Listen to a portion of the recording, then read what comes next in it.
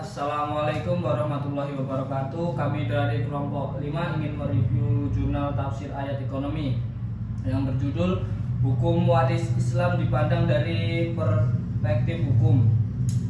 Jurnal Ilmu Hukum volume dan halaman volume 3 nomor 1, penulis Mariati Bakhtiar, review Aklifa Eki Firmansyah Kamil, Monika Niarsih, Tarisa Aprilia, dan Zela Zubaidah. Langsung aja materi pertama yang dibacakan oleh saudari Tarisa. Dari hasil penelitian itu kita bisa dalam literatur hukum Arab akan bisa ditemukan penggunaan kata mawaris bentuk kata jamak dari miras. Namun banyak dalam kata fikih juga tidak menggunakan kata mawaris, sedang kata yang digunakan adalah faraid lebih dahulu daripada kata mawaris. Nah, di sini ada asas-asas hukum kewarisan Islam. Yang pertama ada asas ijbari, yang kedua ada asas bilateral, yang ketiga ada asas individual, keempat ada asas keadilan berimbang, dan yang terakhir ada kewarisan akibat kematian. Dari beberapa pemikiran tentang keadilan, pemahaman tentang itu juga tergantung dari tuntunan manusia pada zamannya itu sendiri. Tuntunan keadilan masyarakat yang tradisional juga berbeda sama masyarakat yang modern, sehingga nggak ada norma hukum yang sifatnya berlaku secara mendunia. Epistemologi modern itu adalah tempat tradisi ilmu-ilmu modern yang dimunculkan dan memperoleh pembenarannya. Feminis dianggap menyelibungi ideologi patriarki yang ditunjuk menurut keturunan garis bapak.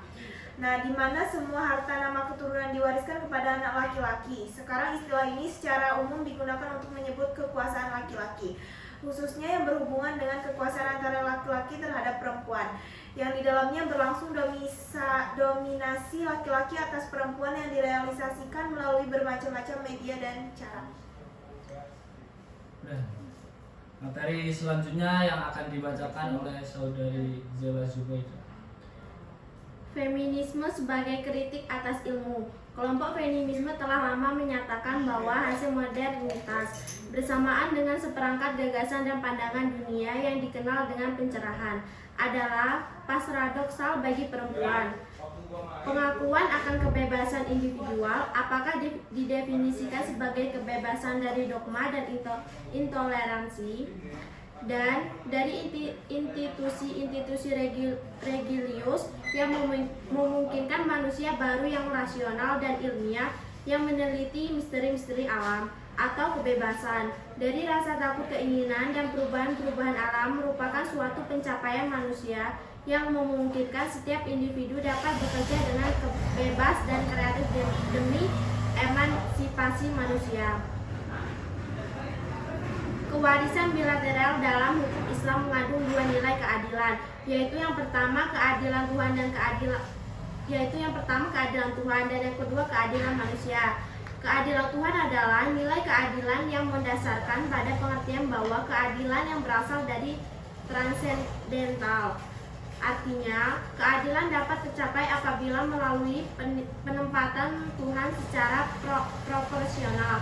Dalam pengertian ini, Tuhan adalah titik sentral setiap gerak dan tingkah laku makhluk dari awal kejadian sampai peraturan yang menjadi standar tingkah laku makhluk. Sedangkan keadilan manusia adalah keadilan yang mendasarkan prinsip-prinsip pada nilai keadilan manusiawi. Oke, pemateri selanjutnya yang akan dibacakan oleh saudari Monika Niarsih. Keadilan gender. Kedudukan sendiri sebagai asabah, tetapi disebabkan adanya anak laki-laki yang menariknya sebagai asabah. Dalam bahasa Syafi'i disebut asabah bil al-ghairi. Konsep kewarisan model Syafi'i tersebut bertolak belakang dengan konsep yang ditawarkan Hazairin. Dalam konsep Hazairin, anak laki-laki dan perempuan mempunyai hak dan kedudukan yang sama sebagai ahli waris. Keduanya berdiri sendiri tanpa adanya ketergantungan antara satu dengan yang lainnya. Konsep mawali bila dibandingkan dengan prinsip namina modernnya, Sukanto akan menampakkan keserasian. Sebab mawali menjadikan cucu sebagai ashabul faraid. Pada kewarisan Syafi'i yang dirugikan oleh saudara pewaris menjadi ahli waris yang mendapatkan bagian menggantikan kedudukan ayah atau ibunya. Oke, pemateri selanjutnya yang akan dibacakan oleh saudara Aklifah Fahreza. Kesimpulan antara laki-laki dan perempuan mempunyai hak yang sama kuat dalam mendapatkan harta warisan dari orang tuanya maupun dari saudaranya. Yang B, perempuan adalah ahli waris yang sangat dilindungi oleh hukum waris Islam. Anak perempuan sebagai zawil furud apabila tidak ada anak laki-laki. Apabila ada anak laki-laki, maka anak perempuan akan menjadi asobah bersama dengan anak laki-laki. C. Perbandingan antara suami dan istri dengan perbandingan. Apabila suami sebagai satu-satunya orang yang bertanggung jawab ekonomi rumah tangga, apabila suami bukan sebagai satu-satunya yang bertanggung jawab sebagai pencari nafkah, maka perbandingan ini bisa berubah. D. Hukum waris Islam menetapkan laki-laki dan perempuan sebagai ahli waris terhadap orang tua laki-laki, orang tua perempuan, dan terhadap saudaranya. F. Pandangan reviewer. Kelebihan dalam jurnal tersebut telah menjelaskan dasar-dasar hukum sebagai fondasi manusia, khususnya umat muslim, dalam melakukan pembagian warisan serta menjelaskan dengan detail serta memberi deskripsi secara lengkap, dan terdapat hal-hal yang harus kita pelajari lagi seterusnya. Kekurangan, menurut kami ada beberapa kalimat yang sulit untuk dimengerti dan dipahami, selebihnya sudah lengkap. Oke, review jurnal tafsir ayat ekonomi selanjutnya yang berjudul Problematika Zakat Fitrah. Jurnal Keislaman, Kemasyarakatan dan Budaya, volume dan halaman volume 19, nomor 1, penulis Idah Umdah Sapitri, reviewer Akrifa Fareza, Ekiki Malaysia Kawil, Monika Niarsi, Darisa Apulia, Zela Zubaidah. Langsung saja materi pertama yang akan dibacakan oleh saudari Darisa. Pengertian zakat fitrah, dasar hukum, syarat dan bentuk zakat yang dikeluarkan serta waktu membayar zakat. Yang pertama ada pengertian zakat fitrah. Zakat itu berarti membersihkan dari berkembang, sedangkan menurut agama Islam zakat berarti kadar harta yang tertentu yang diberikan kepada orang-orang yang berhak menerimanya dengan beberapa syarat. Adapun pengertian zakat fitrah adalah zakat yang wajib dikeluarkan oleh setiap muslim pada hari raya Idul Fitri yang berupa makanan pokok. Yang B, ada dasar hukum disyaratkannya zakat fitrah. Menurut ada dalil yang Al-Quran dan hadis yang menguatkan disyaratkannya zakat fitrah, yang artinya ambillah zakat dari sebagian harta mereka, dengan zakat itu kamu membersihkan dan mensucikan mereka. Sumber hadis itu diriwayatkan dari Nabi bahwa sungguhnya Abdullah bin Umar menyuruh orang mengeluarkan zakat fitrah kepada petugas yang kepadanya zakat fitrah dikumpulkan atau ambil dari 2 hari 3 hari sebelum hari raya fitri. Hadis riwayat Malik.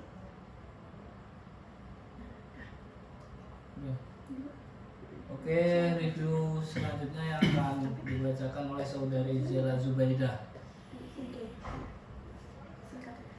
Syarat wajib zakat fitrah ada 3, yaitu Islam. Zakat ini wajib bagi setiap kaum muslimin, orang merdeka maupun budak, laki-laki maupun wanita, anak maupun dewasa. Berdasarkan hadis Ibnu Umar, Rasulullah SAW mewajibkan zakat fitrah kepada setiap budak atau orang merdeka, laki-laki atau wanita, anak maupun dewasa dari kalangan kaum muslimin.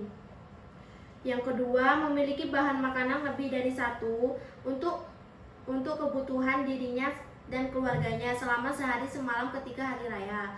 Dan yang terakhir, telah masuk waktu wajibnya pembayaran zakat, yaitu ketika terbenamnya matahari di hari puasa terakhir menjelang tanggal 1 Syawal. Bentuk zakat yang dikeluarkan atau jenis barang zakat fitrah dan jumlahnya. Barang yang wajib dizakatkan adalah kurma, gandum, atau jenis makanan pokok suatu daerah, dan boleh dibayar dengan uang. Dari Ibnu Umar radhiyallahu anhuma, beliau mengatakan, Rasulullah SAW mewajibkan zakat fitrah dengan 1 sya kurma atau 1 sya gandum.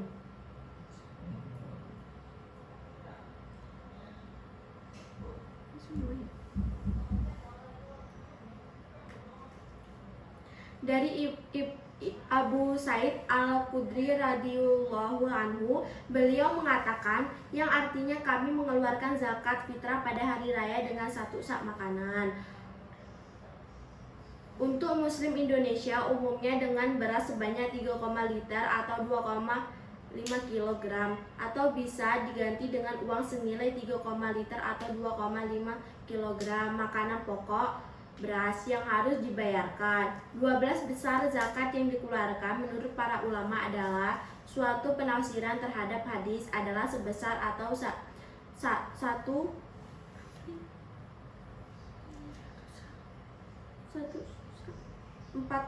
mud 675 gram atau kira-kira setara dengan 3, liter atau 2,5 kilogram makanan pokok, tepung, kurma, gandum, akid. Review selanjutnya yang akan dibacakan materinya oleh saudari Nurita. Waktu membayar zakat fitrah. Waktu membayar zakat fitrah yaitu sebagai berikut. Menurut Imam Syafi'i boleh mengeluarkan zakat sejak permulaan bulan Ramadan, sedangkan menurut Imam Malik dan Ahmad boleh mengeluarkan zakat fitrah sejak sehari atau 2 hari sebelum hari raya Idul Fitri.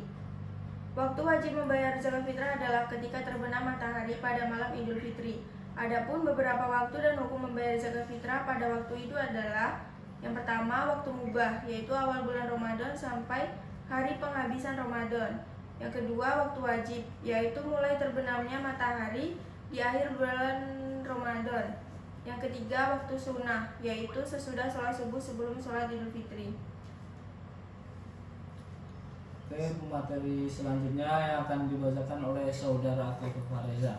Kesimpulan, terdapat 8 golongan yang berhak menerima zakat, tetapi untuk zakat fitrah haruslah diutamakan untuk fakir miskin. 1. Orang fakir, yaitu tidak mempunyai mata pencarian tetap dan tidak ada yang menanggung kebutuhan kehidupan sehari-harinya. Kedua, orang miskin mempunyai mata pencarian tetap, penghasilan tidak cukup untuk memenuhi kebutuhan sehari-hari. Yang ketiga, amil, yang mengurusi zakat mulai dari pengumpulan sampai dengan pembagian kepada yang berhak.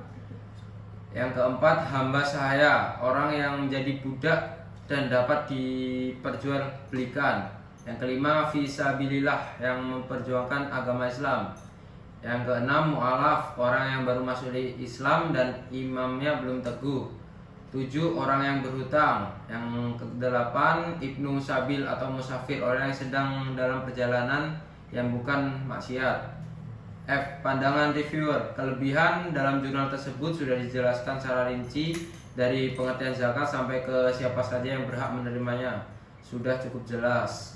Kemudian kekurangannya, menurut kami ada beberapa kalimat yang sulit untuk dimengerti dan dipahami, selebihnya sudah lengkap. Lagi. Oke, sudah selesai review kita dari kelompok 5 mereview jurnal. Sekian dari kami. Billahi taufiq wal hidayah. Wassalamualaikum warahmatullahi wabarakatuh.